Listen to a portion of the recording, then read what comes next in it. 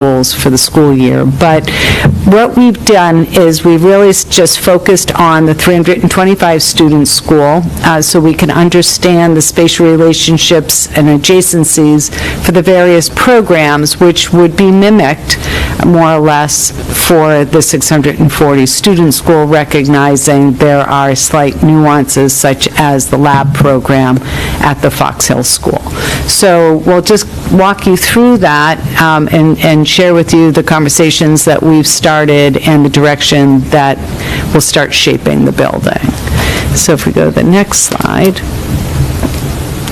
So we started talking about the grade organization, and that's really a very important first step when we start looking at how do we define the spaces, the academic wing, and the flexibility for future-proofing the building.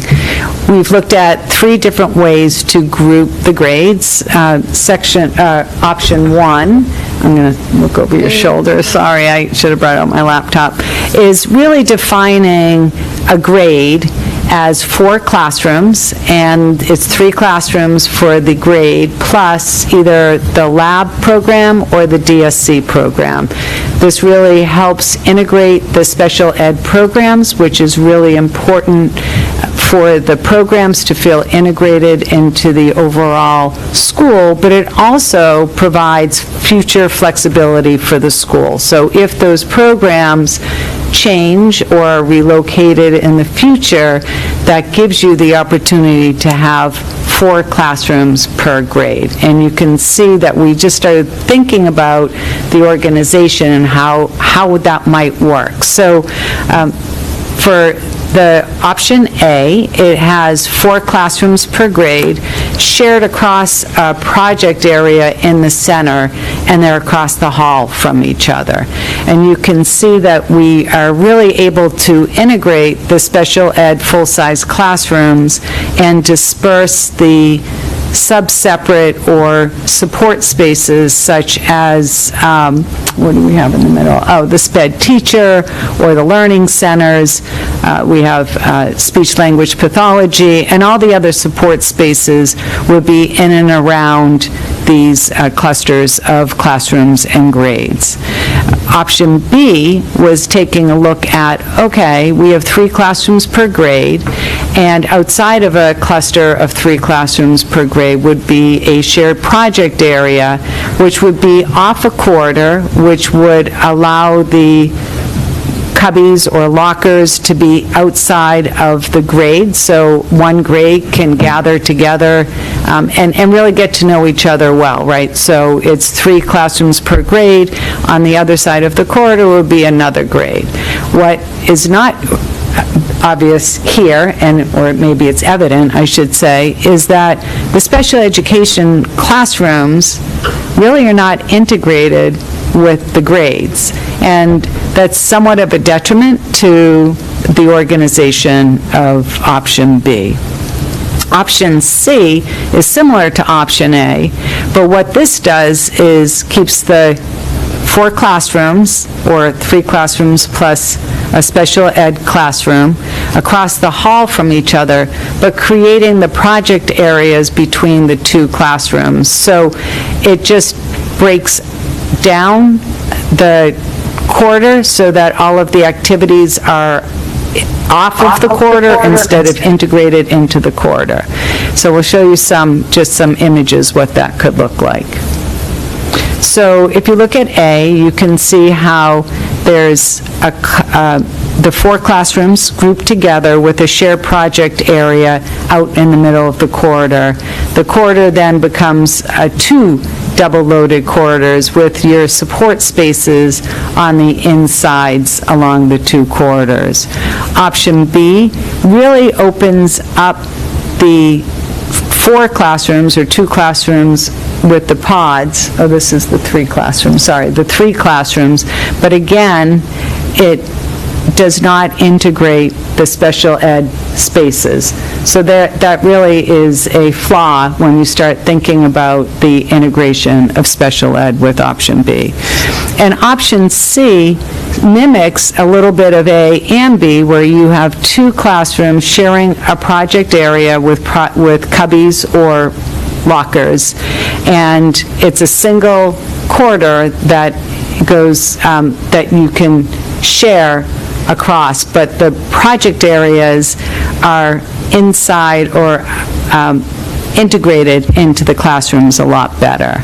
So we'll show you some graphics what that means. So option A, you can see that the corridor has two corridors with the project area shared. Why don't we just go to the next slide, which actually is a little better representation.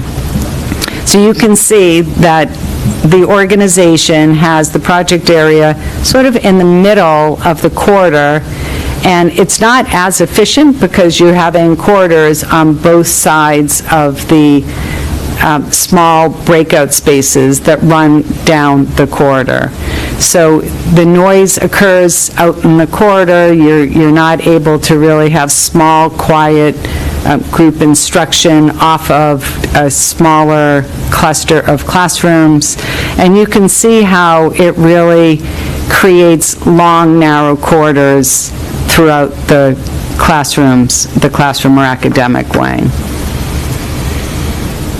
This is an option which is the 3 classroom project areas, where you can see the 3 classrooms clustered along or integrated with the project area, and then outside of the project area is one main corridor that runs along the entire academic wing. So there's connections across the hall from each other, but it allows the project areas to be a lot more quiet than being out in a main corridor, and it really just creates a smaller community for these spaces.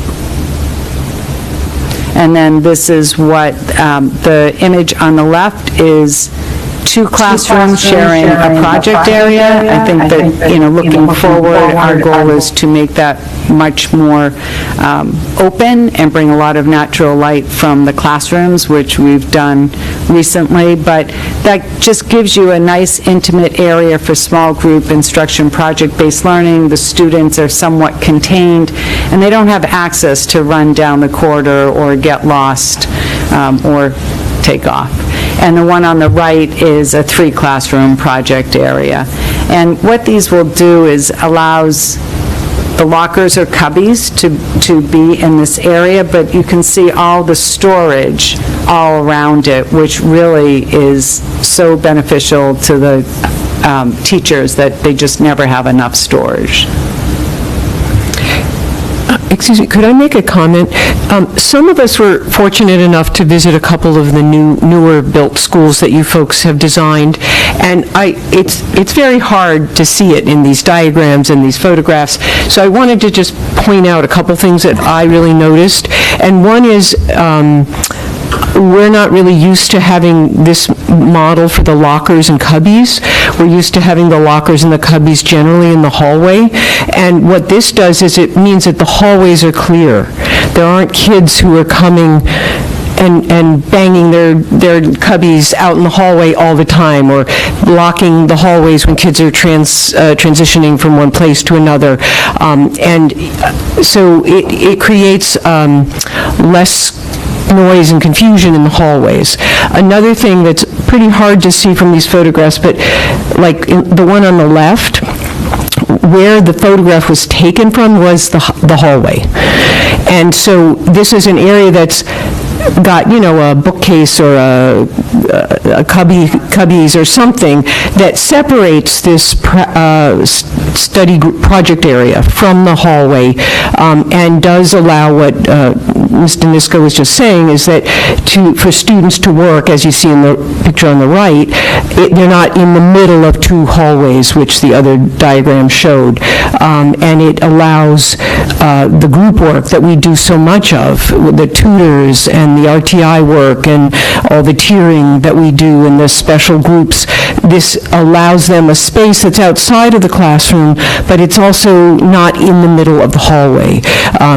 Last year, when we looked at various designs and had to choose our OPM and our designers, there were pictures of schools where there were great big open corridors and there were kids working in the hallways, and I thought, that just doesn't make sense to me. And I had never seen this model, and so I think that it's a little hard to picture, but I don't know if you can go back to the picture before, but you can see that the corridors, if you can go back to the slide before, the diagram on the left shows you that there's a, well, the one at the top, you can see there's cubbies, but then there's an opening to the corridor that is clear of lockers and things like that, but it's a space for many of our various kinds of services and groups that can be combined from classrooms or can be from individual classrooms.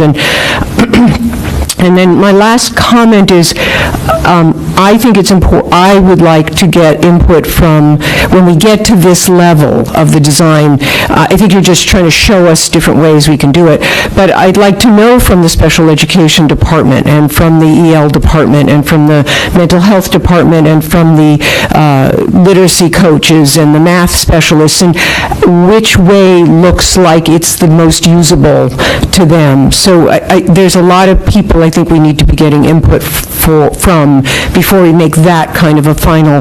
But I did want to just point out what's hard to see in a photograph for people who didn't have the opportunity I did to see a couple of new schools. Yeah, thank you, Martha. Actually, if you go back a couple to slide 15, maybe. There you go. So the photo on the bottom of this diagram really shows you that the kids are out in the middle of the corridor, and you know, this actually was a very wide angle lens that was taking this photo because the project area really just isn't that large, but that works well, and you know, we've designed this model for certain communities that felt that this was preferred for them. Our initial conversations with the school department have really, how do I do this? I'm just gonna, have really felt that option C was a great way to have 4 classrooms clustered together, which gives you the flexibility for future programming needs. If the programs shift, that you have 4 classrooms per grade, which gives you an opportunity to expand the building if that ever becomes a possibility. And it really integrates the special ed programs, which really is the impetus to what we're trying to do here. And again, it prevents students from walking away from the project areas. It keeps them, you know, not just walking down the corridors, and providing them an opportunity, whether it's for project-based learning or UDL or for support services, just really gives you that opportunity. And it's, yep. Looking at option C in the diagram, so the 3rd grade, there's 1 in DSC classroom, and then next to it, where you have literacy specialists, is that, would that be used as another classroom, either lab or DSC? The layout, if that said lab or DSC on it, I'd feel like I understood it, but it doesn't. Yep, so there are 3 DSC classrooms 4 lab. and 4 lab classrooms, and we have 6 overall grades, right? We have some other full-size classrooms that are also support spaces, such as a literacy specialist. We have a literacy center. This was all in the education program. So, yeah, so we could, instead of being literacy specialists, it could be the fourth lab classroom, or it could be, But they'd all of the special education classrooms would be set up in the same way that Yes. this diagram shows on the left side of it. so they would, yes, there would be a special education classroom. With that each could be three. with each of the four. Okay, thank you.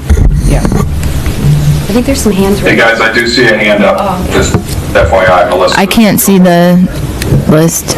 Melissa and Catherine both have their hands up. Pine Glen, Melissa. Hello, Hi. can you hear me? Yep. Just a quick clarification. I heard you just said there's going to be 3 DSE classrooms and the other one's the lab. Is this for the 640 plan or the 325? Because currently we have 5 DSE classrooms just at Pine Glen, so I just wanted some clarification for that. Hey, Melissa, how are you? Monday. Fox Hill currently houses the lab program, so the lab classrooms would be at the single Fox Hill, and then the plan, because the DSE is growing so much, that we need to split the program, so I think we're headed towards the need for 6 classrooms, so we're planning for when this building opens to have 3 remain at Pine Glen, and 3 in this particular scenario would be moved to Fox Hill.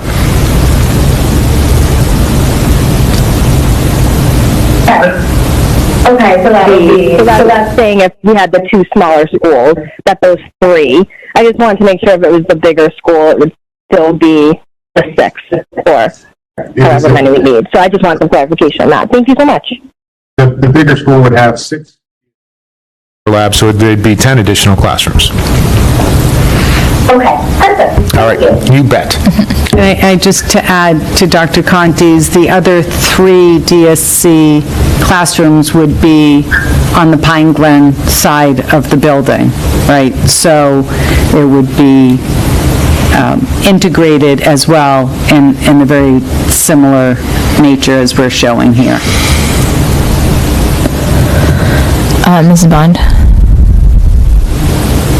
I would like to have actually made my name a little closer to Ms. Simon making her statement, but I do want to make sure that, you know, as we get closer to design, I agree with her that it's extremely important that we engage the stakeholders, the people who will be using these classrooms on a day-to-day basis, to make sure that it will work for them. I mean, we can all, you know, school committee members and people in the community, you know, we can listen to all this and look at it and visualize it, but they're the ones who are actually in there using those rooms and teaching. And I just think it's extremely important that we engage as many as we can. Thank you, and we couldn't agree more. It's really From where we sit, a lot of times these decisions or discussions really occur with the school department and the leadership and the staff to help define what really would work best for them. Agreed. Thank you.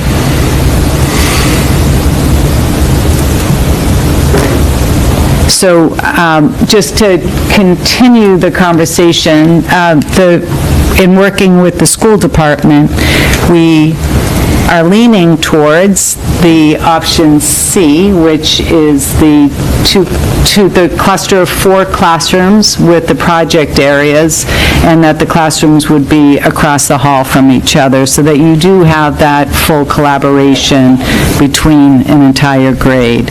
So this is really helpful as we start thinking about how the building will be laid out, and then how does that impact the site.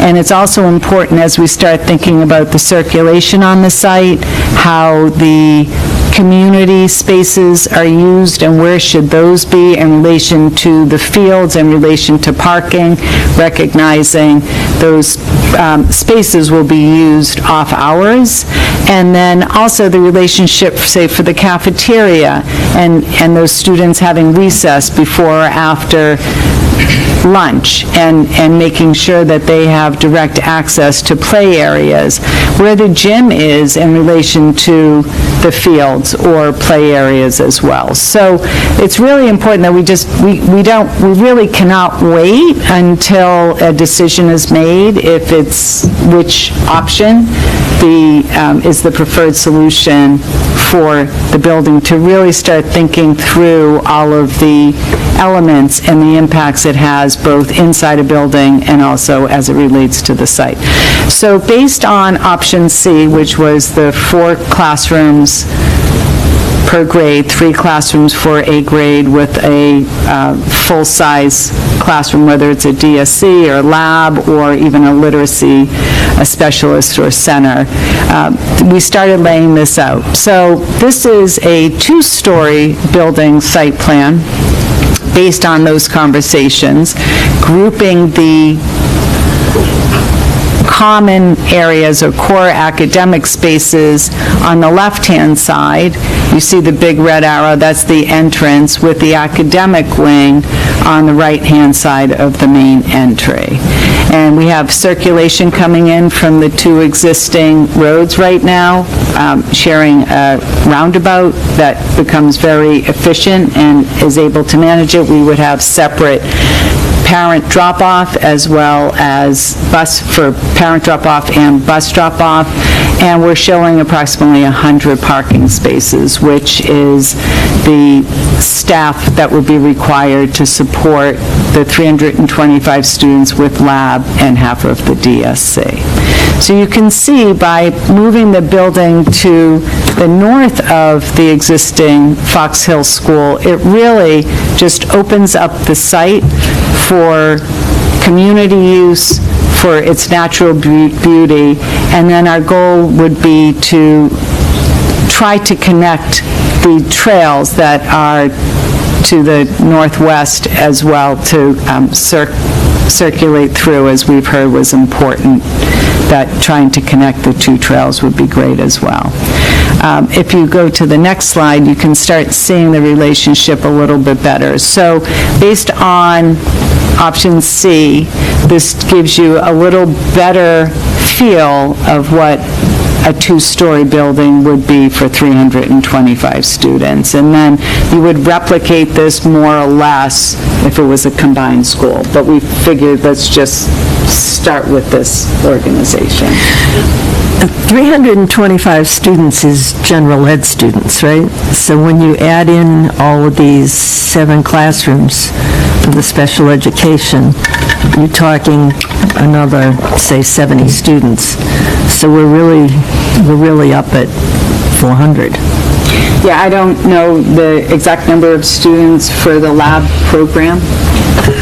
Again, I think like most of those programs, and we have experts on the call, I think the classrooms are limited to 10. So if you want to say, Mrs. Monaco, sort of with 3 DSC classrooms, the max would be 30 students. And with the 4 lab, I think that would be 40. 70. So it would be roughly 70 students would be sort of maxed out.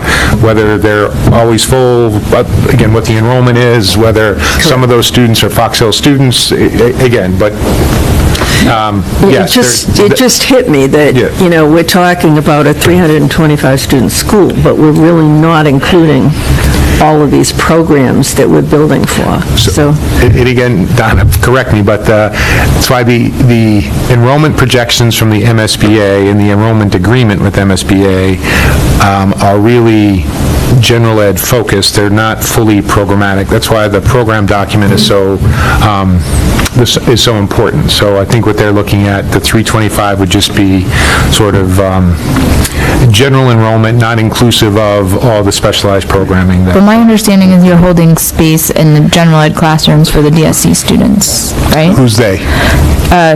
We do, correct? Again, I'm just saying the MSBA process, when they do your enrollment agreement, the 325 would be exclusive of that specialized programming, which is why we have to write the programming document to make sure it's included. When we district, when we look at class sizes, we try to incorporate, fully including as many students as we can, depending on where those programs are. Not only because we have to fit the students in the classrooms, but typically there would be other adults that need to go in with them as well. So again, I don't want to put words in your mouth, but what you're saying is 325 the maximum number of students that are going to be in that building, not with lab programming and DSE programming. The capacity of that building would go beyond that for those classrooms. The numbers they are talking about, though, are all theoretical. Memorial had a theoretical number, and I'm not sure we've ever hit that theoretical number either. So it's just MSBA process just separates those two numbers. Ms. Priest, sorry. In the future, could we get a little more of a description about the lab program and how the cost is shared? I was just wondering, do we just eat the cost of making sure the space is available for them at Fox Hill, or does each town chip in towards the cost of building this additional space for the program? I can give you a 2-minute answer, is that the commitment to be part of lab is that you share your programming in your school buildings for lab programming, and that's what really makes lab special and known across the country. So all lab programming exists in fully school programs. What ends up happening is we don't charge rent to lab, but we get a 25% discount on programming for our students between lab members and non-lab members. So I think that's how it works. I can certainly go into more detail if you want, but there's not a rent per se exchanged, but there's a tuition, a break on tuition for programming that our kids benefit from. Okay, thank you.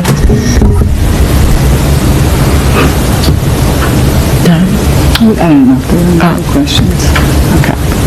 So what you're seeing here is what would be a first floor from our initial. What we've been hearing is that the core spaces, such as the gym, which is the red, the cafeteria is the orange, the kitchen, which is next to it, obviously, and then the blue is the stage. And we've organized it in a way where the music classroom is across the hall from the stage, so it can also benefit from the use of the stage.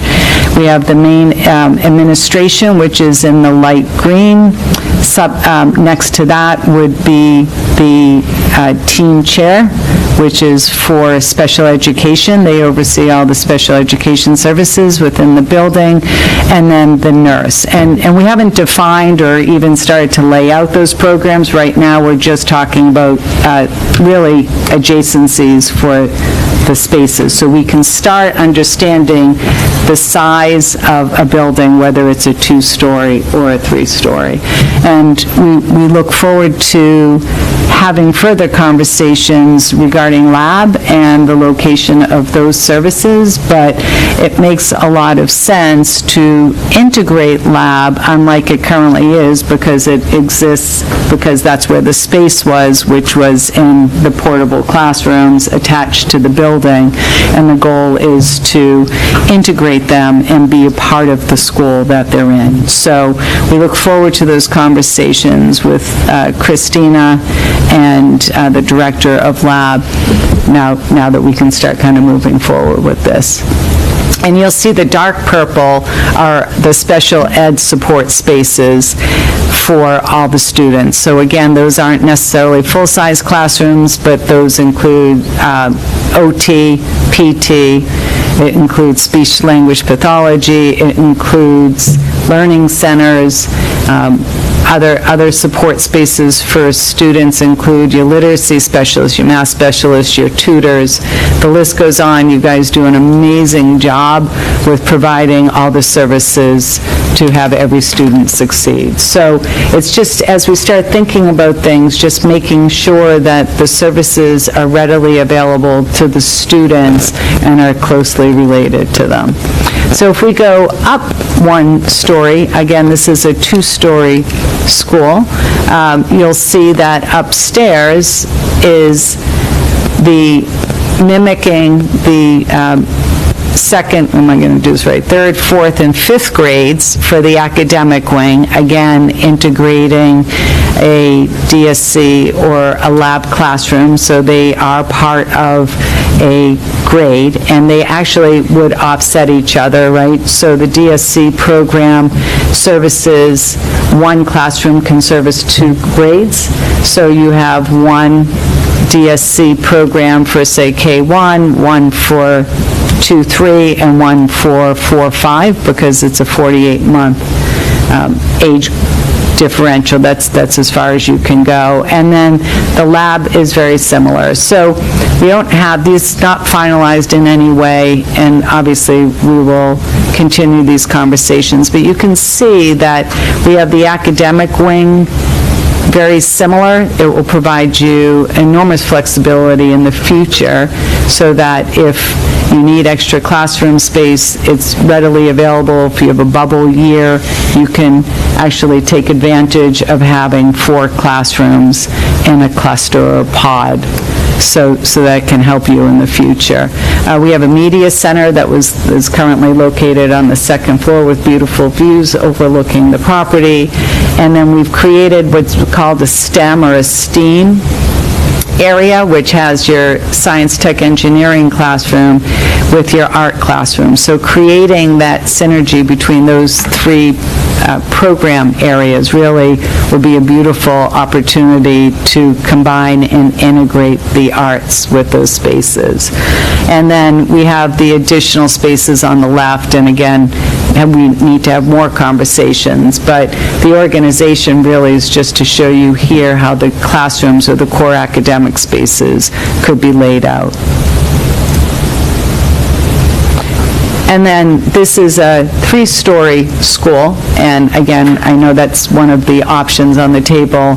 And you'll see that a 3-story school breaks the scale down a little bit once you go inside the building. So same similar organization of the core program spaces, gym, cafeteria, stage would be on one side, academic spaces on the other side of the building, so that you could close off the academic spaces and really take full advantage of the community spaces after school hours. So if we just go to the second, you'll see it's very similarly organized. We having 2 grades per floor. So you'll see that the footprint is slightly smaller, but it might not be the right solution for Burlington. You'll see as we go up, you end up having 2 grades per floor, and it does create that intimacy within for vertical collaboration, whether it's, kindergarten and first grade, they really get to know each other. We would make sure that the support spaces are there to serve each of those grades. And again, you'll see the colors of red and orange and blues all support the community use spaces, so the academic spaces can be closed off. And then if you go upstairs, it's going to look very similar.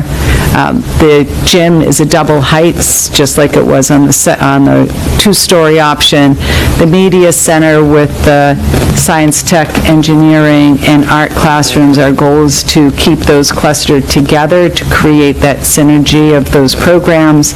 And again, smaller communities of 2 grades per floor.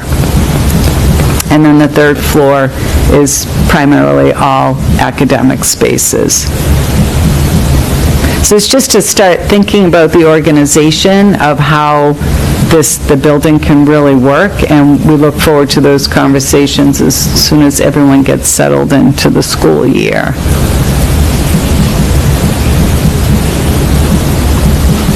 All right, now, can you zoom out? Oh, it's, you're... All right, I'm gonna, sorry, I'll look over Christina's shoulder. So we also wanted to, actually, before I go here, does anyone have any questions or thoughts or comments to the programming before we jump into the sustainability?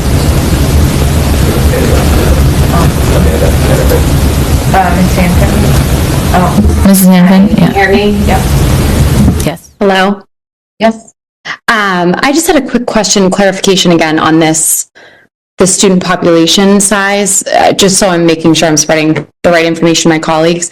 So the Fox Hill building at 325, which includes the 3 DSC rooms and the 4 lab program rooms, those 7 classrooms with roughly 70 students are not included in the 325 number? Is that what we're saying? Amanda, again, the 325 is MSBA's projection for general enrollment. So that is exclusive of any district-based or specialized programming. So you stated it correctly. The lab students and DSC students would be in addition to that 325. But again, that 325 is just it's a capacity number, not actual enrollment, and the 70 would be, I believe, what by regulation we could have in those classrooms, but again, I think that if you want to apply the same model, those students are not included in the 325 from the MSBA process. Got it. So if we were to go forward with the MSBA 325 number, that's actually almost 400 students, roughly, if those lab and DSE classrooms are at capacity. If they're full capacity, yes, we would be approaching 400 students. Okay, that's good information. Thanks, Dr. Conti. And again, Amanda, as well, the staff that goes with instructing those programs as well. Okay, thank you. So just for clarification, the current enrollment numbers we've been given for Fox Hill, is that The specialized I don't programming think so. numbers? No. Okay. So the 450 students at Fox Hill are general ed only. It's 428, isn't it? I think it's 446. And again, when we report enrollment, we would not include the lab as sort of the part of our Burlington enrollment, but they would be included in David's planning, certainly for class sizes and integration. So I don't want to make this too confusing, but just like a school bus has a capacity number, we rarely, sometimes there are fewer students, sometimes we're sitting 3 to a seat, but the bus has a capacity number. The 325 is what MSBA says is that capacity number, like on a school bus for that building.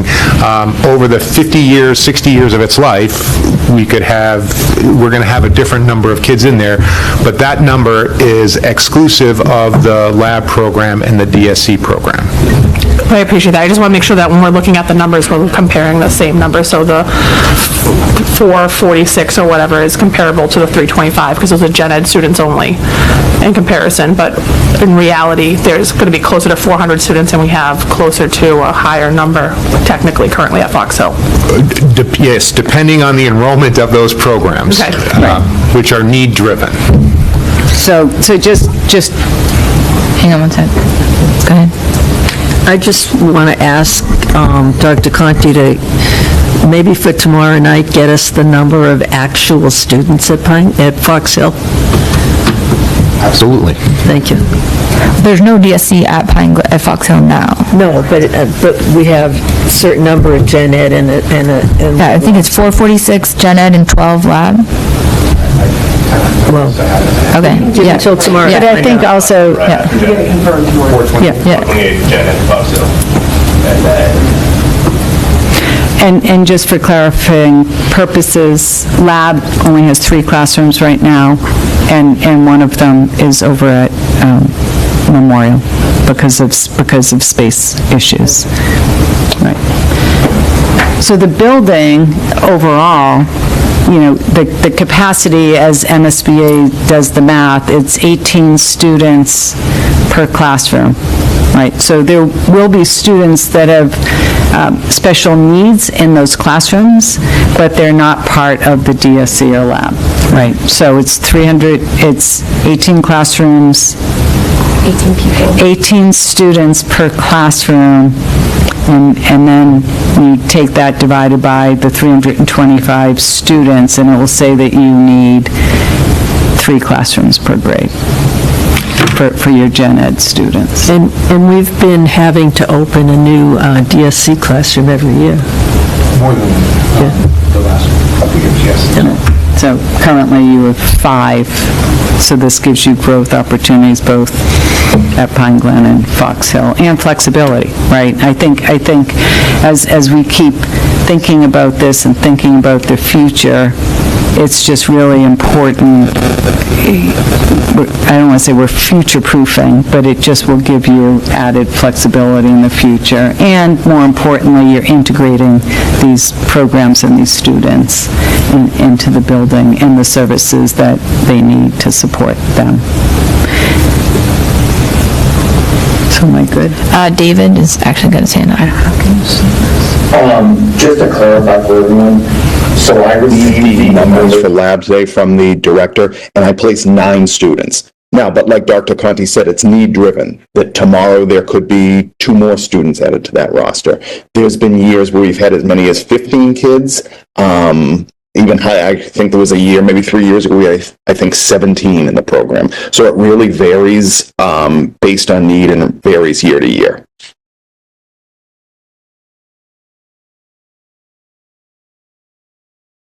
All right. So we had a sustainability working group meeting, and it was really exciting, and we're really excited about the opportunities that this new school could bring for the district. So all acronyms. So I'm calling, we have a definitions page here, and I will quickly go through it. Net zero is used is just used generally for typically what's called net zero energy. But there's net zero energy, there's net zero waste, and then there's net zero water. Typically, when we talk about net zero or NZE, it's net zero energy. So what that is net zero energy, it's the energy that is used, the energy is produced on site that is equal to the energy that is consumed or used in the building. So basically, if you use 100 gallons, well, I can't use gallons, can I? So if you, we're not talking gas right now, but so whatever the energy is that you use, you will generate the energy on site with renewable energy. And for this purpose, we're talking about solar panels. So other renewable energies that you could generate on site would be wind, which in small communities with lots of trees and everything, that just isn't very prudent or will not produce as much. As everyone sees, that solar is really where we can maximize the production of energy on site. And then triple net zero, as I said, is net zero energy, water, and waste. Ground source heat pumps is GSHP, is the typical reference, or ground source. It's utilizing geothermal wells. So everyone refers to ground source heat pumps really as geothermal, right? But its ground source heat pumps are the type of wells that we use here in the States. Typically, the wells are about 500 feet deep, considered shallow wells, believe it or not. It's as described here, it's an HVAC plant producing heat and cooling from the energy in the ground, typically using this 4-pipe water system to distribute the heating and cooling.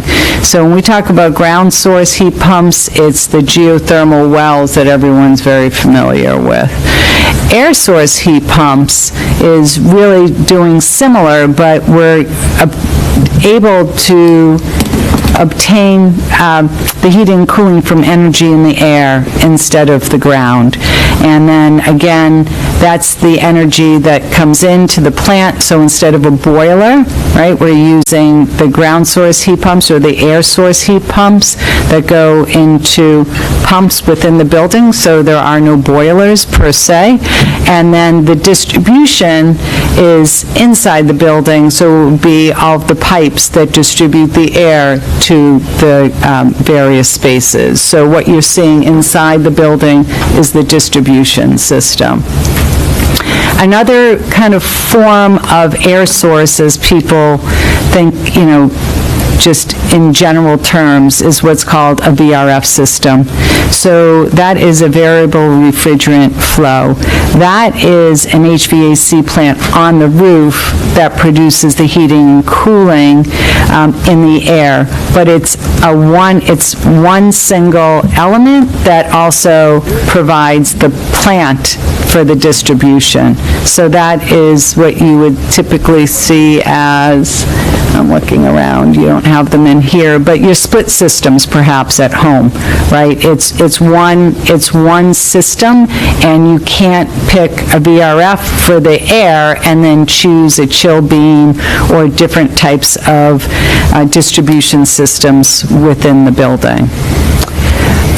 LEED, as we all refer to, is Leadership in Energy and Environmental Design. So we talk about, is this going to be LEED certified? I think many people are very familiar with the LEED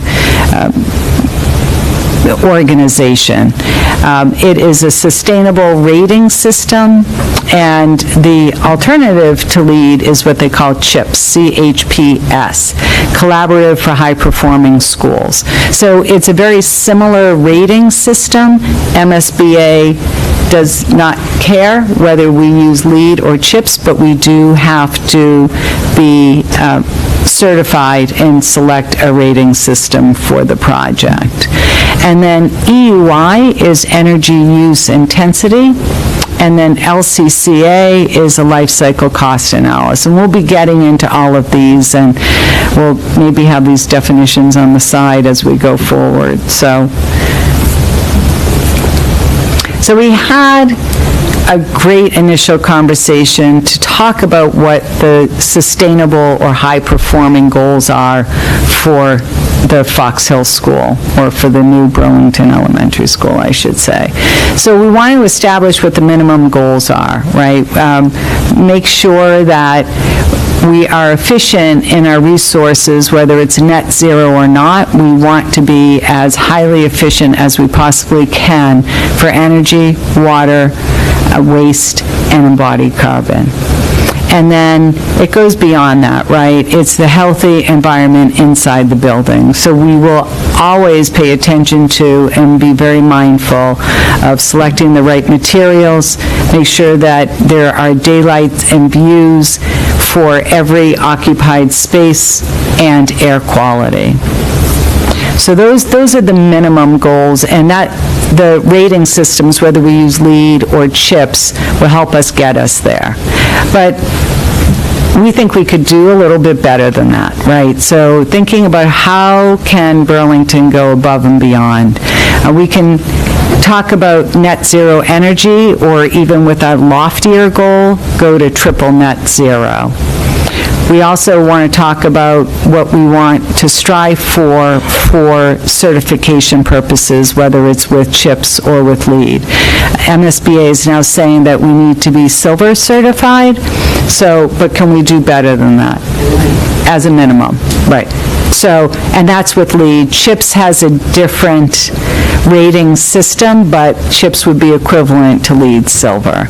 And we don't need to pick immediately which rating system we want to go with, but most schools, most clients tend to lean towards LEED versus CHIPS for many reasons. We'll be getting into that.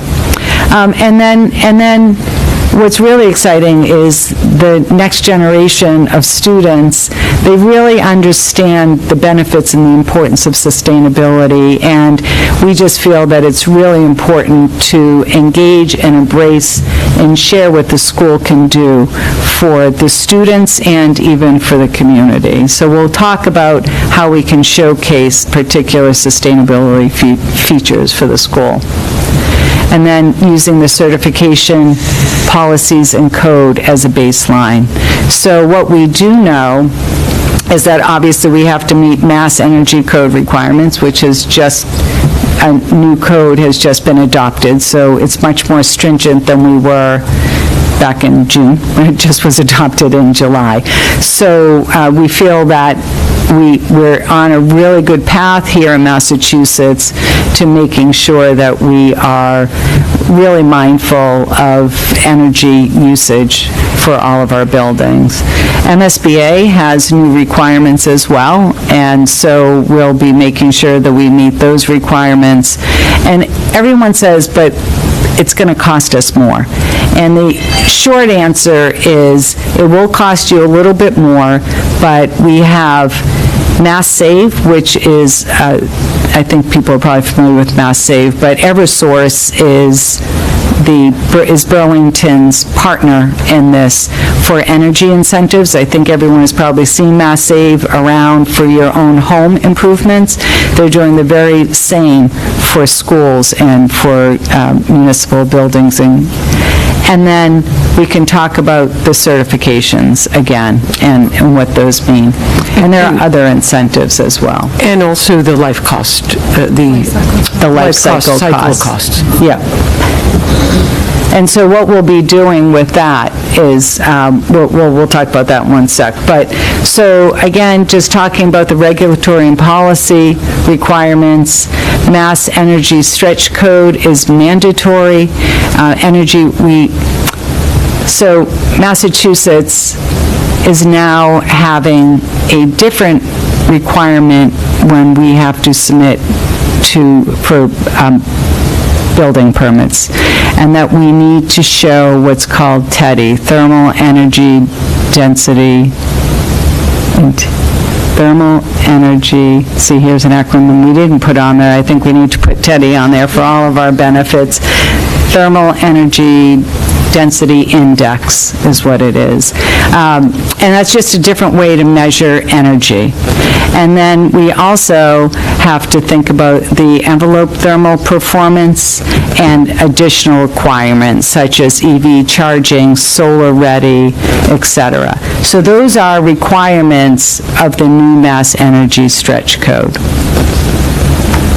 Then we talk about Mass Save incentives. Again, having a very low EUI, energy use index, energy use intensity, I need to have these all spelled out for me too, of 25 or less per year will really get you the incentive rebates that are really going to help be able to design and pay for a building that with these incentives will help offset those first costs, which goes to Martha's comment about the life cycle cost analysis.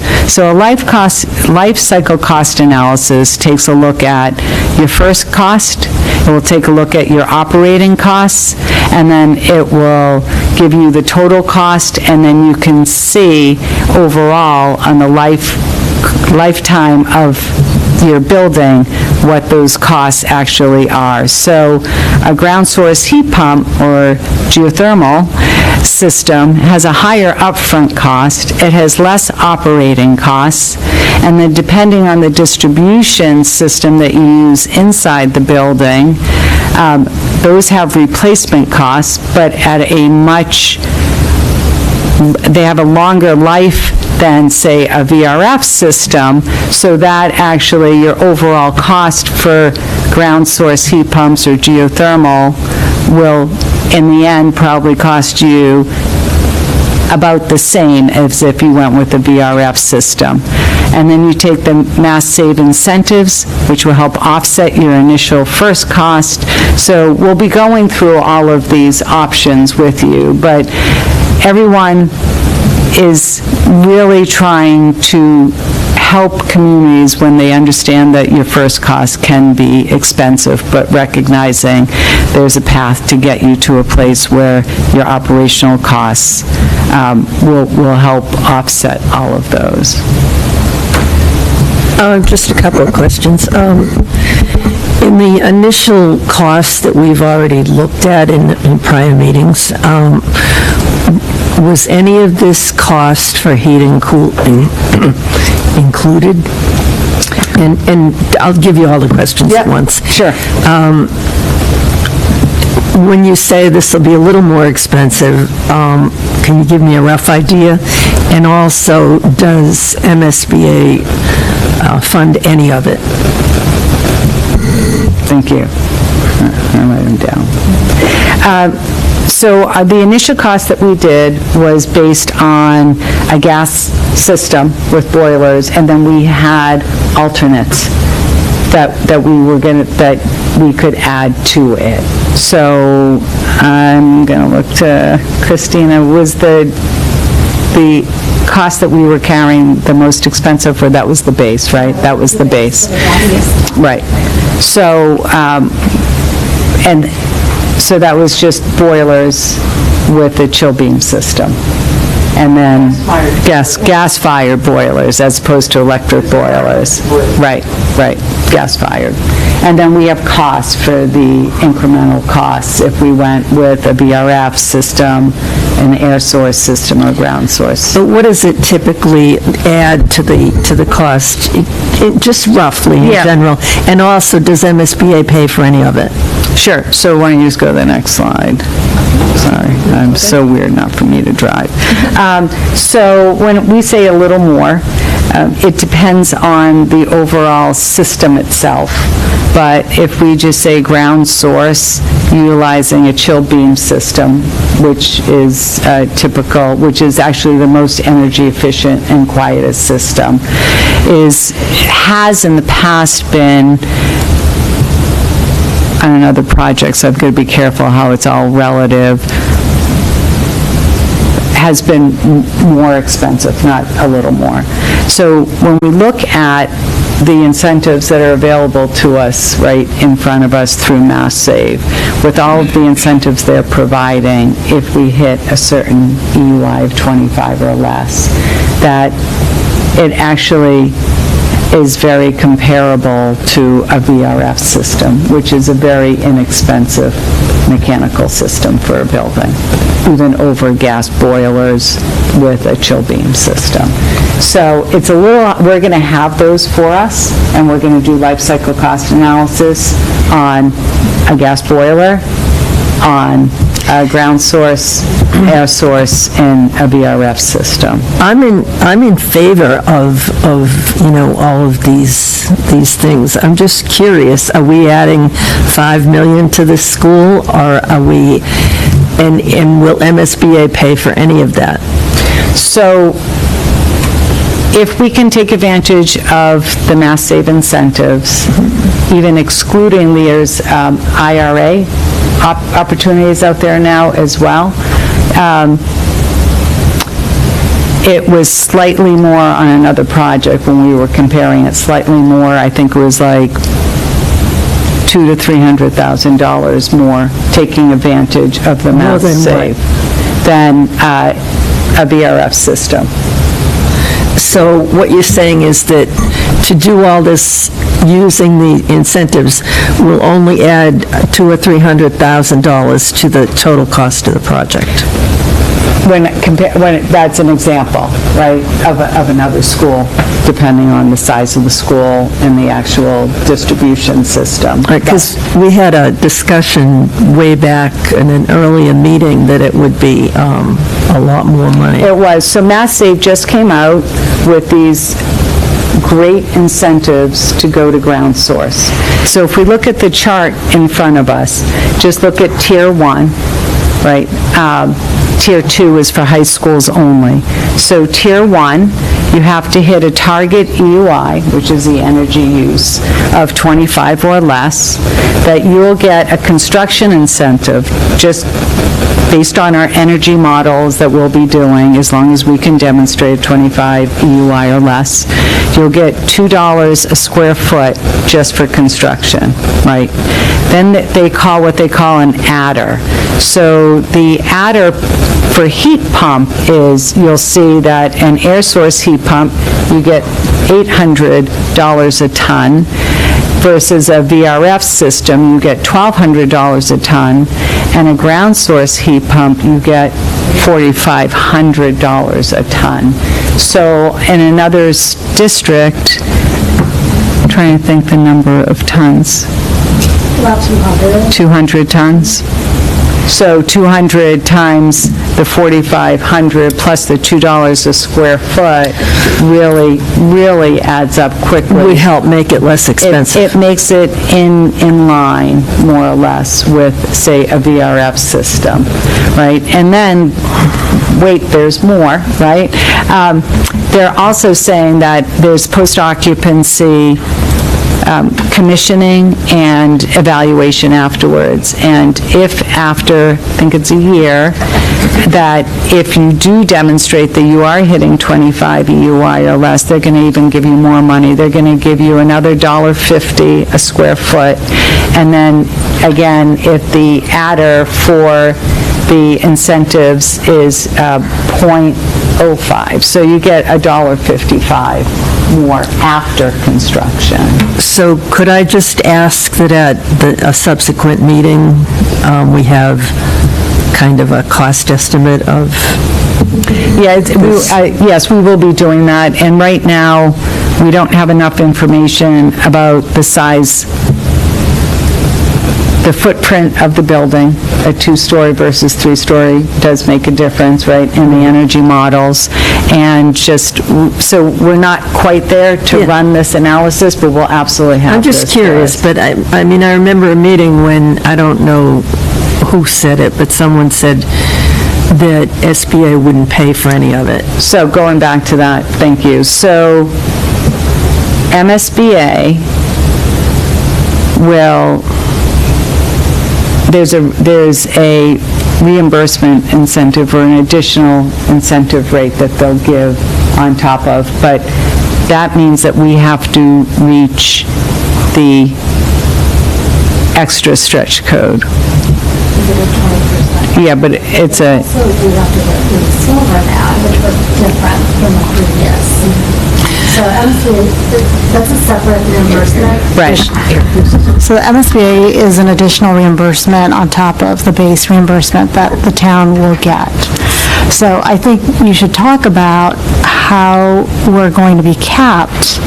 Well, that's what I'm saying, right. Right, So for the base project, just like with the site or with the building, we're capped with MSBA reimbursement. They give you an additional reimbursement or an additional incentive if you hit certain energy targets and you meet certain energy targets. And is that the system that we just talked about that would cost an extra $200,000 or $300,000, would that reach that goal, or are we talking even a more expensive project No, to reach that goal? we would have to, it goes beyond just the energy use, though, so in order to achieve a 25 EUI or less, right, the building does become a little more expensive. We may have to use more insulation, we may have to use different triple pane versus double pane windows and all of that, but there is opportunity, and I'll just say that there's opportunity to add an additional 3% reimbursement from the MSBA. Okay, maybe we There's could also- have a whole yeah. agenda item on it at another meeting. It goes on, and then on top of it all, there's a little asterisk at the bottom of this, that is the Inflation Reduction Act, or the IRA. So now the government has come around to say there are tax credits available for for this alternative energy and high-efficient electric, right? So any gas opportunity, any gas solution is off the table for that. But for ground source heat pumps, the way we're reading the act, and we're not tax accountants or tax attorneys, so we would strongly recommend that you consult with one, but we're hearing it could actually help pay for 30% of the system. And then there's adders to those. And because you are a tax-exempt community, right, you don't pay taxes, that they now have what's called a direct pay, and they'll actually cut you a check for this 30%. So the opportunities are there. The caveat in all of this, which is really important, is that we need to hit a 25 EUI. And that's not Easy to do? You can't just assume we'll hit that. Yes. And what's really important is you're making this community investment to be used.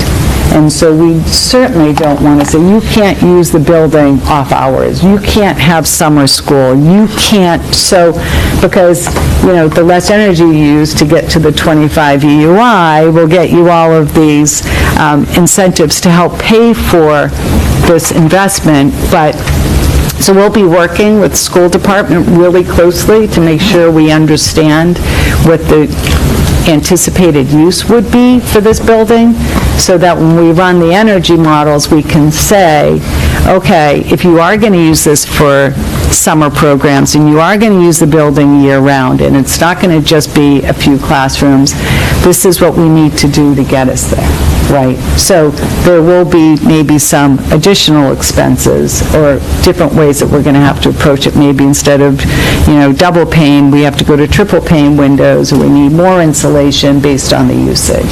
So we will be running all of those models. We're going to do our energy models based on the usage that we anticipate for the building.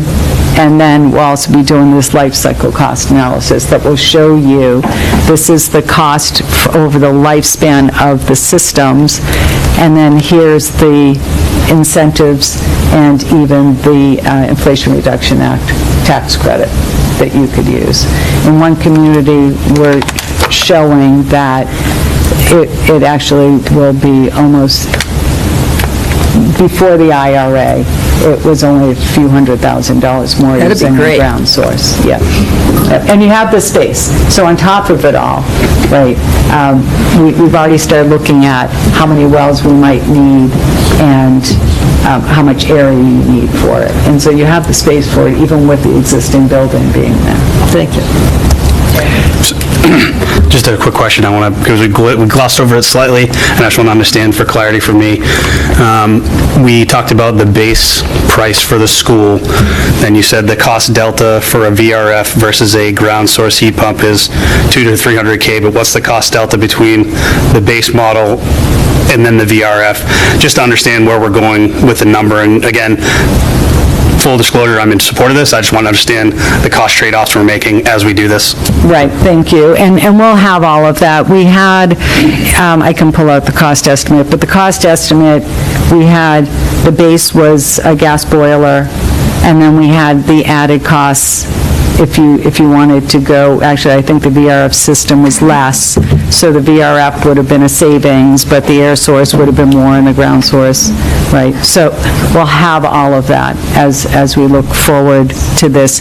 The good news is we don't need a decision immediately for that, right? You are entering into an agreement with MSBA on the overall project cost at the end of schematic design. So this will give us time, but And that's next July? that is, no, December is... Oh, that's the December? December We need is to PSR. So it's Next August, so, yeah. So I think it's June. It's June. Okay. That will be submitted. But so it's, we have the whole school year to go through this. Right. But, the sooner we're able to do it, the better drawings and documents we can have to get a better, decision or better costs, and we'll be able to hone in on those. And so, we're sharing this. We really think there is a path. We're having more and more opportunities for rebates and incentives because everyone is realizing that there is an added cost to this. And the good news is that we have incentives, but the energy code that was just passed in Massachusetts is so stringent that these incentives really help you offset what you would have to spend anyway. Because it's... Yep, is that Mike Burton? Yeah, sorry, just one other thing that really helps in this discussion. It's a new policy that the MSBA has now. These rebates and incentives that we're talking about right now, previously, the MSBA used to reduce their grant amount for any third-party funding, regardless of its source. They've rethought that, and so now all of this does not impact our grant amount, so that's another kind of key thing to note. Well, there's one caveat, they say if you actually make money. Oh, pretty sure we're not going to reach that threshold. Yeah. I'd also like just to point out for people, this presentation will be on the website after tonight, right? So if people want to sort of, we threw around a lot of numbers, and in particular for the incentives, the numbers that Donna just gave to Mrs. Monaco are listed in a big green chart on page 20, and you can sort of go back and look at, it was $800 a ton for the air source heat pumps adder, and it's $4,500 a ton for the ground source heat pump adder, and it's $2 a foot for the constructive incentive and that kind of thing. So you can look at it yourself and get that information here. Yeah, and I think we also, the Sustainability Working Group presentation is also up, which has a little more information, right? I think that's public, that's put up there now, right? So we just wanted to let everyone know that we're really excited about. There are great opportunities, and you have the land available for ground source, which not everyone has that opportunity, even with your existing building there, right? So we're really excited about this. We just need a little more information before we can start running the energy models, and the energy models actually do take like 4 to 5 weeks. So we'll be making sure we're able to get a little more information to get going on those.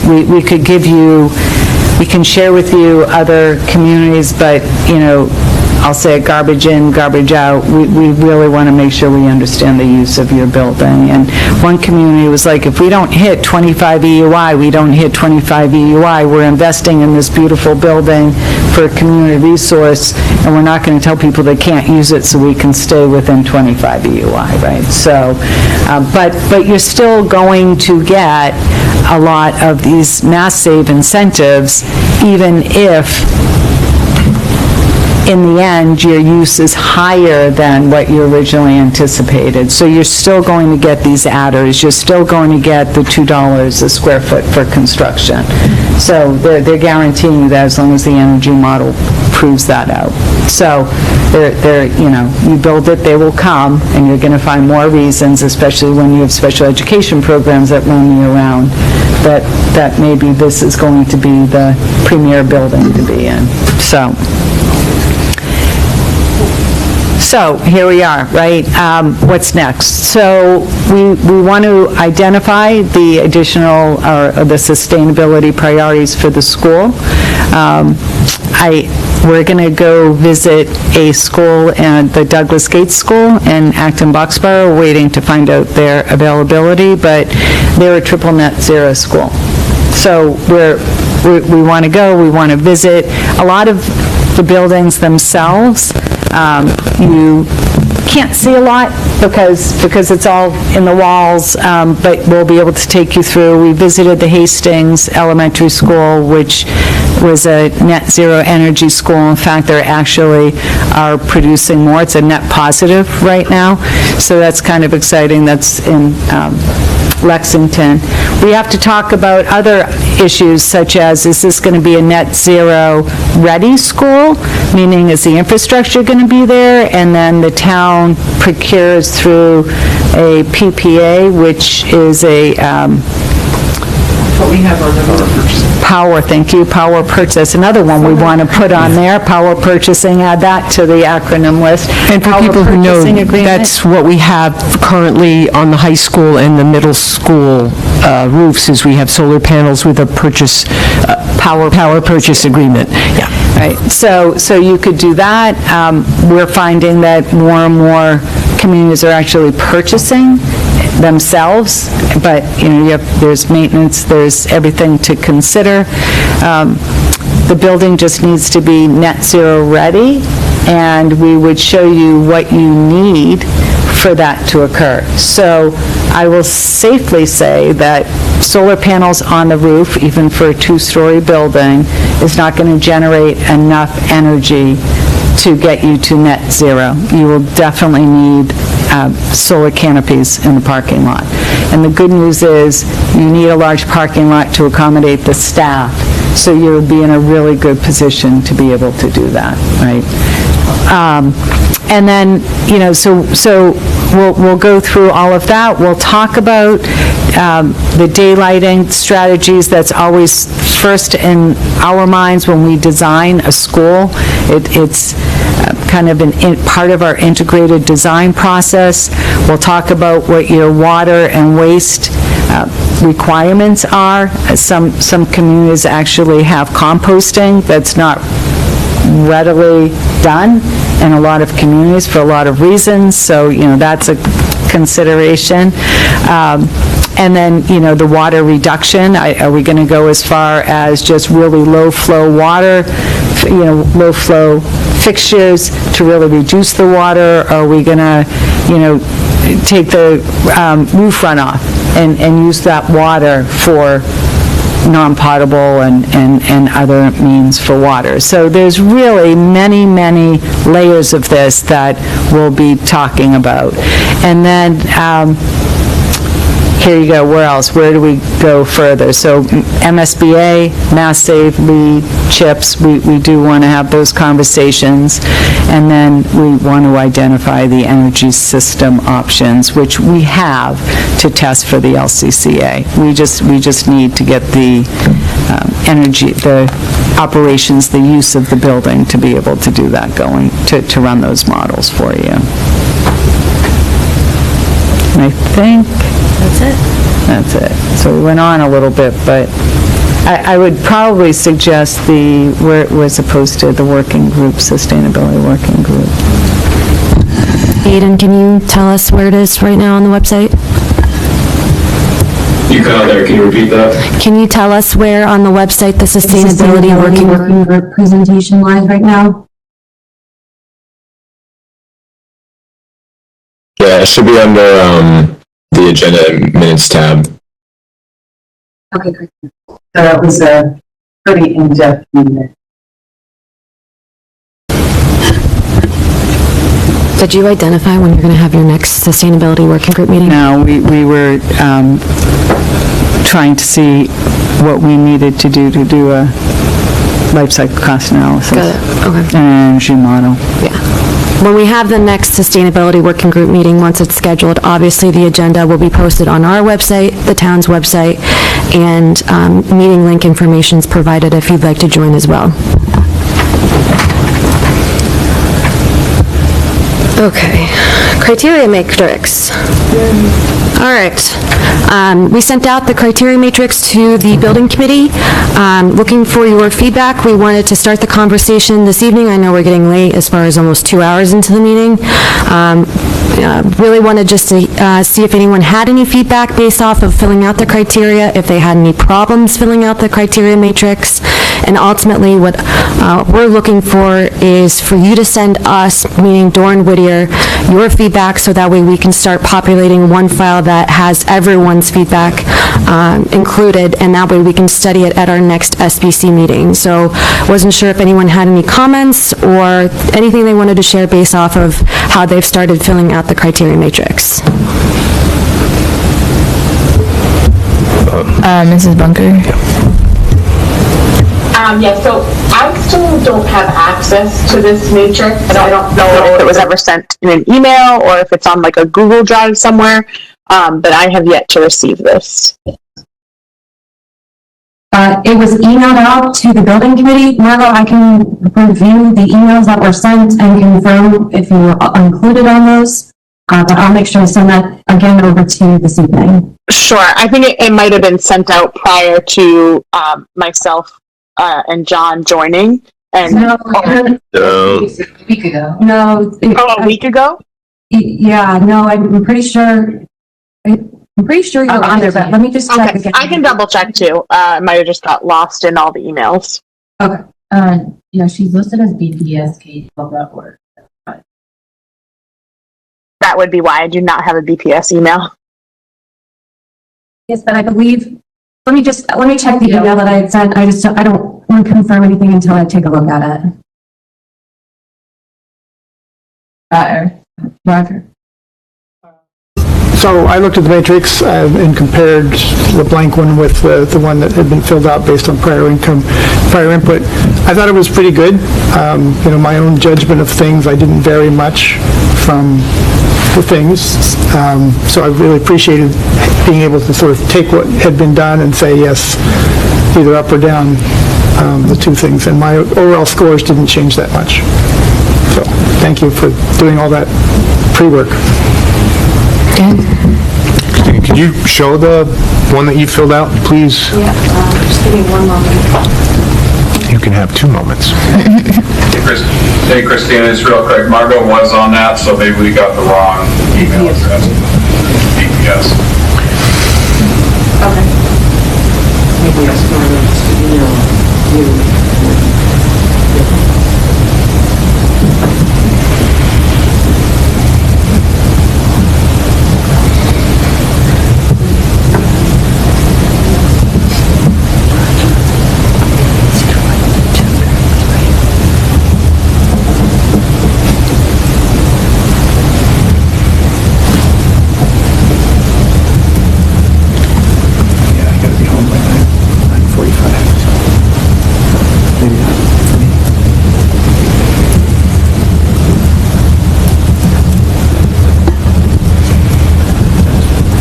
Can everyone see that? Yeah, can you just scroll down to the very bottom? Yep. Please.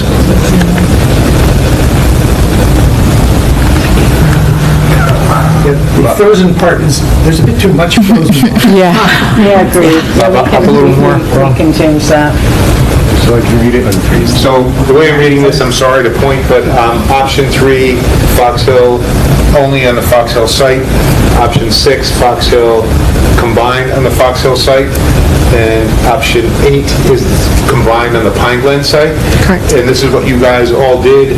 And again, it's late in the 105, I would say. You all didn't necessarily, with expertise, agree that that was, from my perspective, even a contender. Does it make sense for us to take that option off the table and to do the matrix with just option 3 and option 6?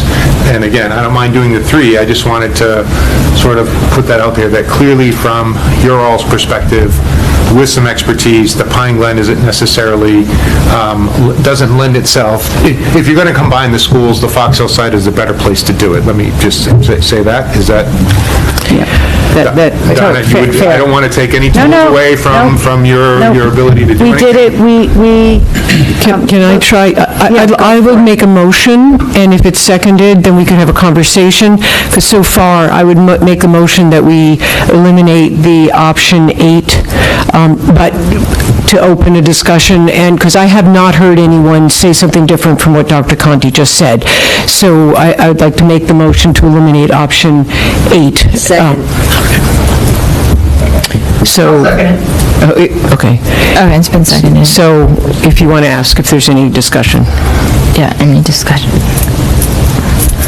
Can I see the participant list, please? All right. Mrs. Bond. Sorry, can you repeat it for me? Aye. Mrs. Monica? Aye. Ms. Simon? Aye. Mr. Brooks? Aye. Dr. Conti? Yes. Ms. Kasha? I don't know if we lost anybody by now. Mr. Cuna? Yes. We didn't get Paul or John, did we? Because I saw Joe come in. Okay. Mr. Rosenblatt? Yes. Mr. Volano? Yes. Mrs. Priest? Aye. Mrs. Bunker? Yes. Mr. Lyons? Yes. I vote yes, 13-0-0. Yeah, I don't want to add anything, but I'm assuming we can sort of eliminate the column relatively easily, or if we fill it out, we should just ignore that third column if you want. You can click on the E and then right-click delete. On the E? In the E, just click on the E, right-click, delete column. So I appreciate that. So what we're saying is we're going to use the forms that we currently have. And then we're going to send these in, and then the plan is to then look at the criteria matrix that everyone has filled out on the building committee moving forward. Yep. And then will that be part of the presentation for the community forum, or is the community forum going to be outside of the criteria matrix? When's our next? Yeah, I don't even know if we have a next building No, committee so we meeting. we're still working on our schedule right now for upcoming meetings. I think that's part of the discussion that we have on our agenda for the executive working group meeting on Wednesday. I think the idea would be to have a building committee in September for approval of invoices, and then to have another building committee following the community meeting, so that way we can discuss the community meeting and review it after. So that way we can do like a remote meeting just to approve invoices, and then have an in-person meeting following the community meeting to review thought exchange and information that was shared. Because what this is saying, and again, no decision has been made, no decision has been made, no decision has been made, but what the criterion matrix is saying is, to Bob's point earlier in the meeting, that you all have sort of weighed in and are saying sort of the top option, and I'm not going to say it's way far, or I don't even know sort of the extent, but you're saying the single school on the Fox Hill site sort of rated, sort of got your top score, and then the combined school on the Fox Hill site got your next highest score. We want to see what you think. I understand that. I'm just saying, but that's what you sent us, and now we are going to weigh in on that. Right. And we'll have that information then moving forward. Yeah. And so I think I just wanted to be clear on that. So to your point, Dr. Conti, at our executive working group, maybe we have a building committee meeting before the community meeting and obtain everyone's feedback before then. So I think people were saying they were looking to get the building committee's input. That would be the opportunity. So if we ask people, please return it to us within a week or 10 days or 2 weeks, we can compile the information and then share it before, as an unofficial even, but just so that we kind of have an idea of where people are going. This is for Christina. I actually did fill it out. Yep. But it didn't tally. Do I have to do something to tally it at the bottom? So when you put in the color or the number, it should automatically auto-sum at the bottom. Yeah, it didn't. It did not, I can look at your sheet, no problem, and take a look at it. So just with the way it was developed, Chris, is you don't put in a color, you put in 1, 2, or 3, and then that will give it a color. After you move to the next cell. Yeah. I got a tutorial today, talk to Christina. So you have to put in a number and then I could put in a number, but it didn't put a color in. until you, This is live, so we'll just show Watch. you Okay. here. So let me just clear contents here, but I'm going to put in a 1, and then it turns it red. Did you see that? Yeah, you have to hit enter to make it turn a color. So you actually hit the number 1 and Just hit hit enter. number 1, number 2, or number 3, and it will give you the color. Okay, thank you. And then you just hit enter. Or even just go and change it. Madam Chair, maybe a deadline for school building committee members. As chair, you can start to gavel, so you think if we want this ahead of the community meeting, do you think in the next week or two, or again, I don't want to, what would be helpful? Yeah, I mean, oh, sorry, go ahead. No, you go ahead. We don't have another school building committee meeting on the books. I think that's probably the... Yeah, I mean, we kind of mapped out a draft of dates to review with the executive working group meeting and confirm this Wednesday, but I'd like to review in the next couple of weeks your results at a building committee meeting. I'd like to also react to your suggestion. I think it'd be really helpful if we had a school building committee meeting where we met and discussed the various criteria matrix ratings that each of us did and that the team did before we go to the community forum and have that conversation. I have a few questions and comments that I could make tonight, that I'd like to make tonight, but I don't have to go through each one, but that I thought of when I was going through it, and I think it'd be valuable for us, because I think it's too late for us to have that full discussion tonight. I think people are too tired, so that... So just, if I could finish my point, Ms. Simon, again, my thinking was with this committee that is going to be filling it out, if we just give people one more week to get there. Yeah, the end of this week is fine. So... 25th. By I mean, August you can 20... have the weekend, right? Christina's not going to look at it over the weekend. So by the evening of August 27th, so she can look at it Monday morning, the 28th.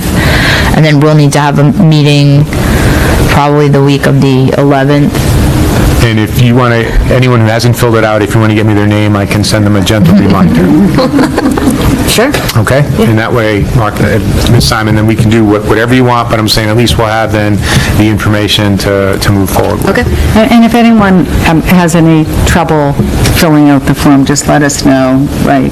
No, that's what, and I was on the phone with Martha today helping with her. She's so, very If you have helpful. any questions, Yeah. please, I can get on a Teams with you and go through it. I'm happy to help. So look at it before the deadline of Sunday night. Roger? Calls on Sunday night. So, at the community meeting, are we going to introduce the idea that there is this thought exchange survey? Yes. Yep. So we need a chance to review the questions Yes. before then, so we need this SBC meeting before then. Correct. Next on the agenda was the community meeting presentation, so. Okay, sorry, I'm to jumping the talk gun. about that too, no problem. Any other questions on the criteria matrix, though, before we, okay. Yeah, I just had a couple of comments. One is, I had a question on under building, number 1, it says allows for a contextually sensitive design, and I wanted to know what that meant.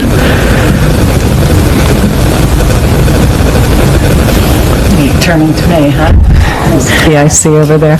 That's okay. So, contextually sensitive design would be sensitive to the neighborhood, sensitive to the area, right?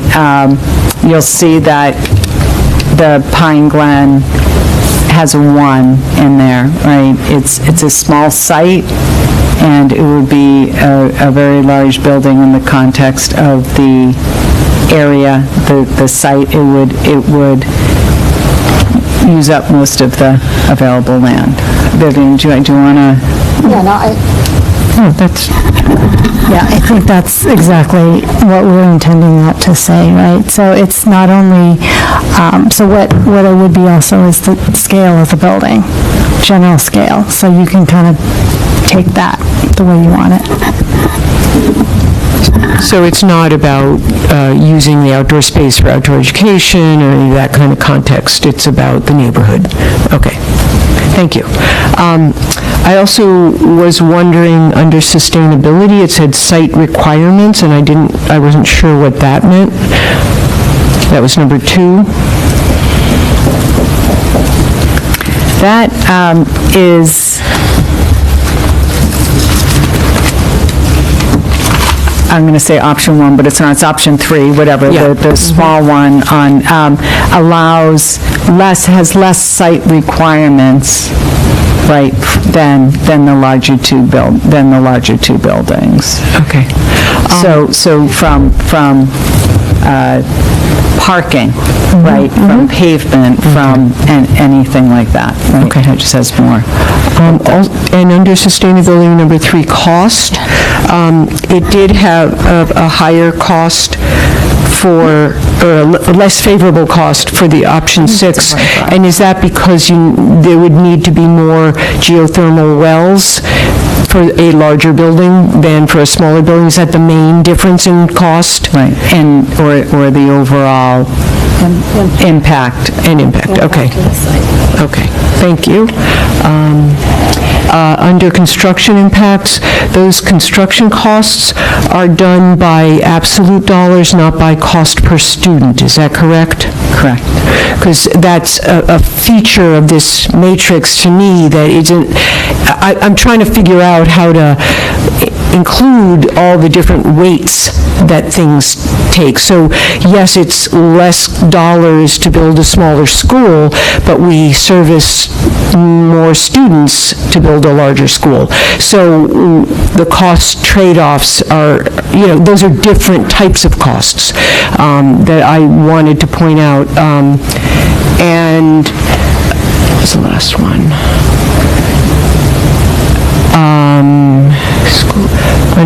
I have a connection between the construction impacts number 6, school disruption, and I also have under educational number 8. It minimizes school disruption. So I'm not sure why those two are different. Yeah, let's see, so one was educational, right? So a smaller construction that will be ongoing on the site, and then what was the other one? Construction, item 3, was that what you had? Construction duration impact?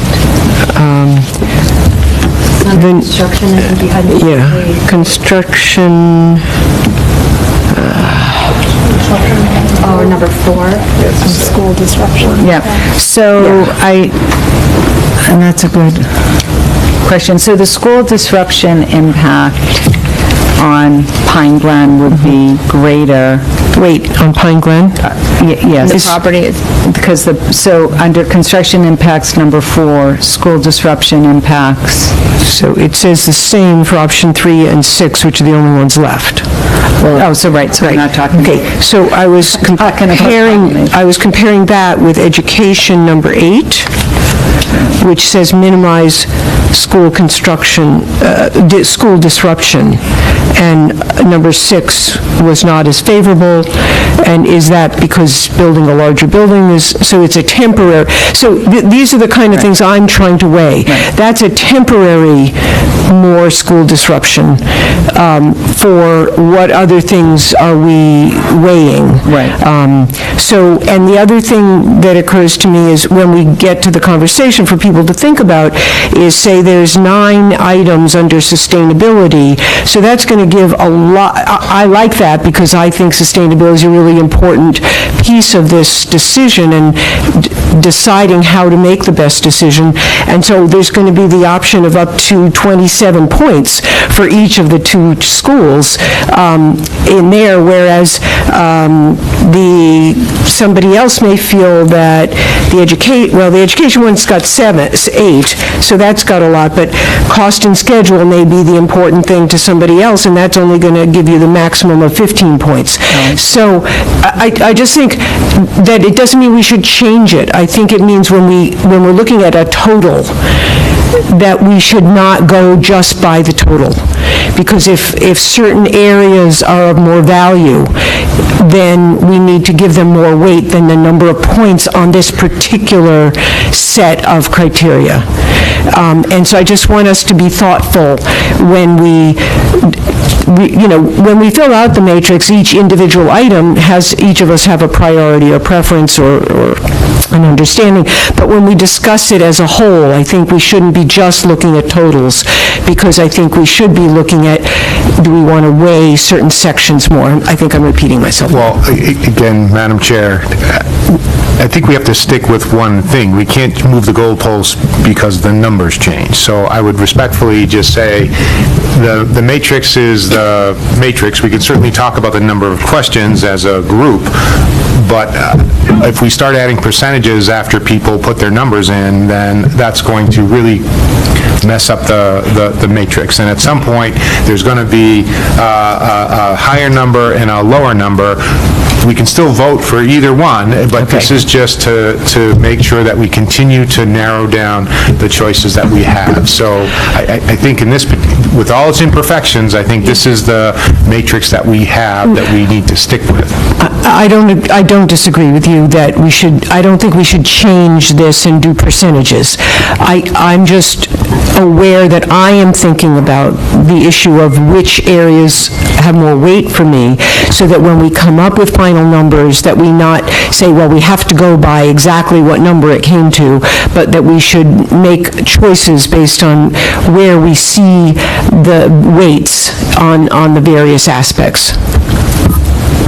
Jen? For some of these segments, the 2-story versus 3-story actually will affect the weighting of them, so how are we going forward with this?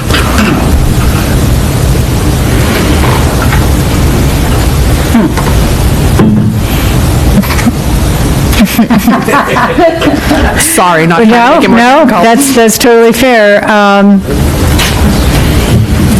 I think overall, a 2-story versus 3-story for option 3, correct me if I'm wrong, is still going to have a smaller impact than a 640 student school, right? It's just going to have a smaller impact. So when you're looking at it, I think either way, you can assume that it would have a less impact. And then maybe we use this tool when we start looking at a 2-story versus 3-story if that's the decision. Does that make sense? Yes, it does. Thank you. All right, so this is going to be done by everyone by August 27th at midnight.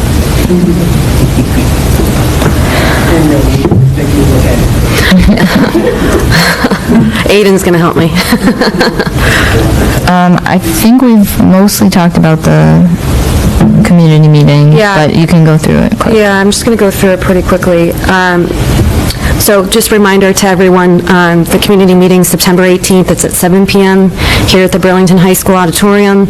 Our agenda includes a schedule update as far as, submissions that we've done, the submission we did in the past, and what our future is for PSR in December, and then additional schedule after that for schematic design.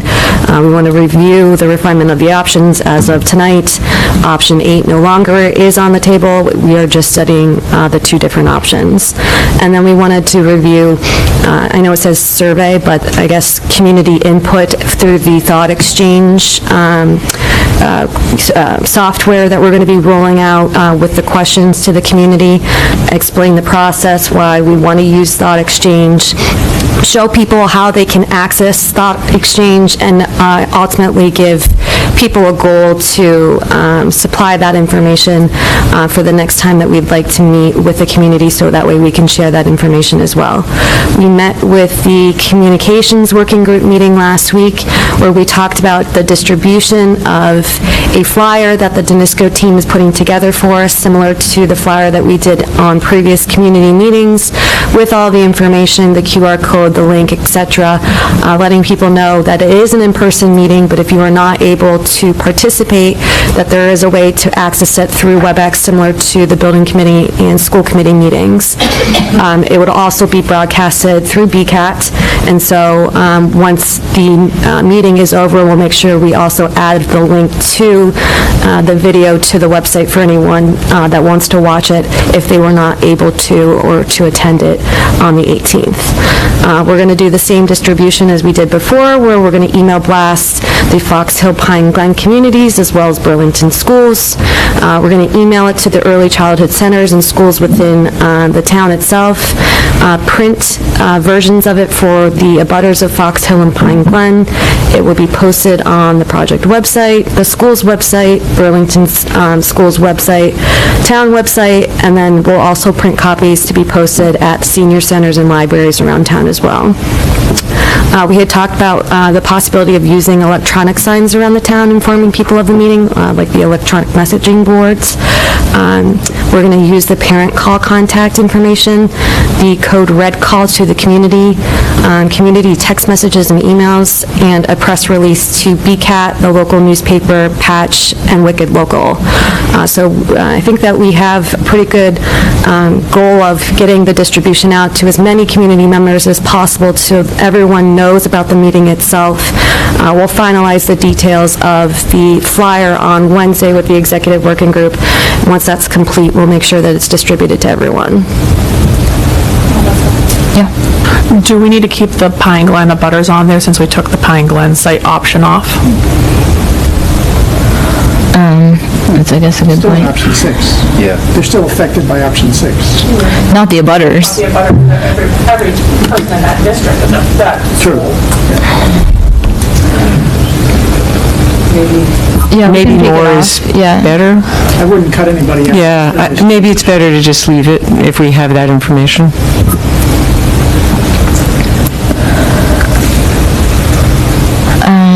Okay, any comments, any additional, I feel like we've covered every base, but every time somebody emails me and says you're not getting the whole town, so, let me know if you think of any more. Actually, Amy, the electronic sounds, yeah. Yeah, Roger. Just one question. Is there a way to sign up for emails specific to this project? I believe so, via the webs, no. I'm not sure on the platform that we use for the website if that is done currently, but I can definitely research it and see if they go to the website that they can register, and then they get regular notifications on things about the website as far as anything that's uploaded to the website. Amy also was going to send me the link to sign up for the Code Red. You can get emails, texts, and phone from the Code Red. Yeah, I think having a project-specific email sign-up would be useful for people. I believe that's on our website, the Code Red information. Oh, you did? Okay. Yeah, Amy put it in the chat from our last meeting. I forget now. Okay, perfect. So for now, if you're interested in signing up for the community meeting, you may sign up for Code Red. And that's on the project website.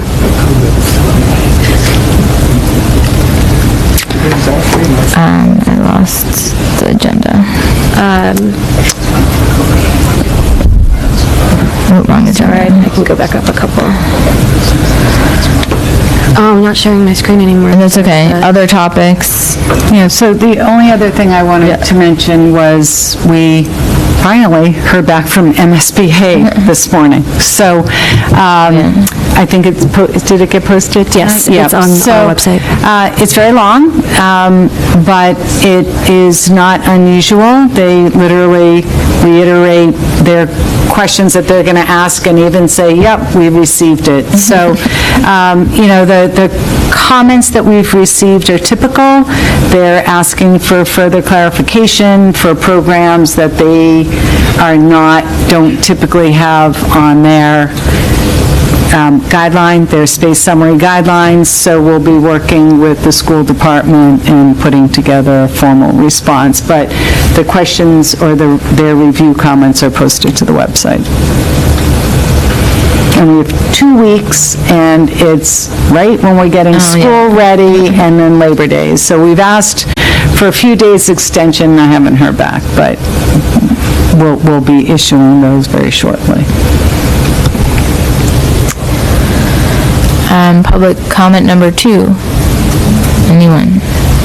Oh, come on in.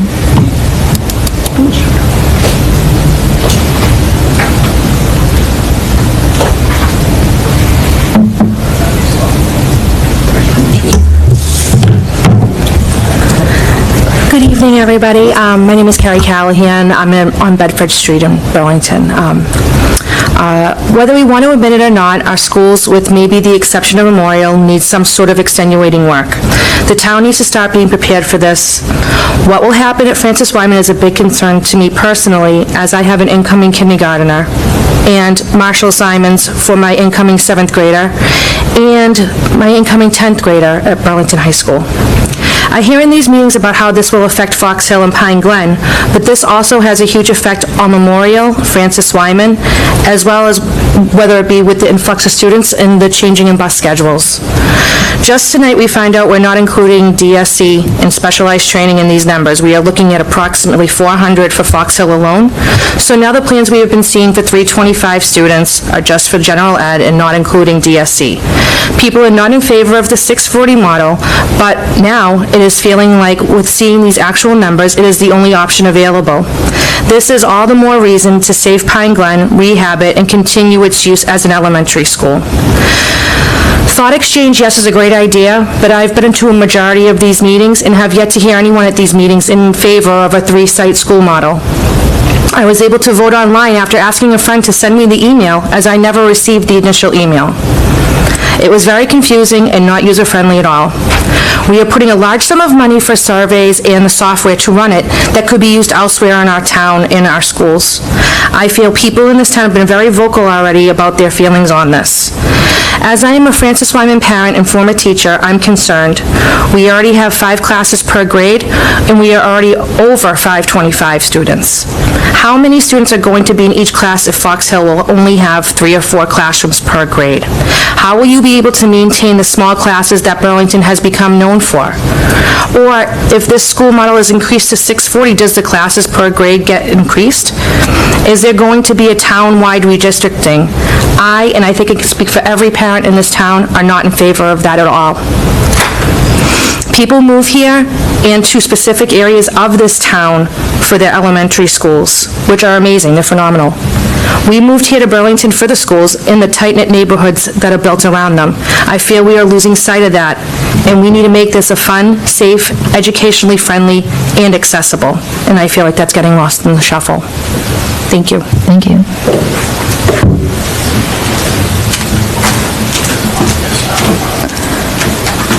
And anyone else? I don't see any hands online.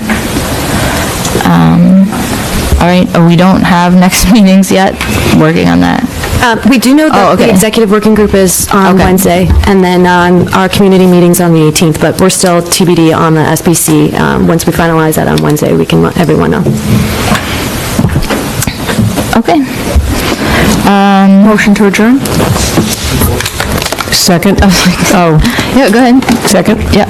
All those in favor? Aye. Aye. Meeting adjourned. Thank you very much.